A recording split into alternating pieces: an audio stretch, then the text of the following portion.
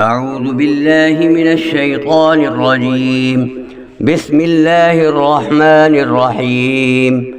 إن إبراهيم كان أمة قانتا لله حنيفا ولم يك من المشركين شاكرا لأنعمه اجتباه وهداه إلى صراط مستقيم وآتيناه في الدنيا حسنة وإنه في الآخرة لمن الصالحين. ثم أوحينا إليك أن اتبع ملة إبراهيم حنيفا وما كان من المشركين.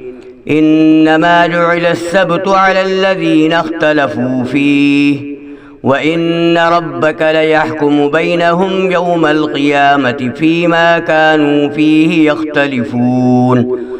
ادع إلى سبيل ربك بالحكمة والموعظة الحسنة وجادلهم بالتي هي أحسن إن ربك هو أعلم بمن ضل عن سبيله وهو أعلم بالمهتدين. وإن عاقبتم فعاقبوا بمثل ما عوقبتم به ولئن صبرتم لهو خير للصابرين. واصبر وما صبرك إلا بالله ولا تحزن عليهم ولا تك في ضيق مما يمكرون. إن الله مع الذين اتقوا والذين هم محسنون. صدق الله العظيم.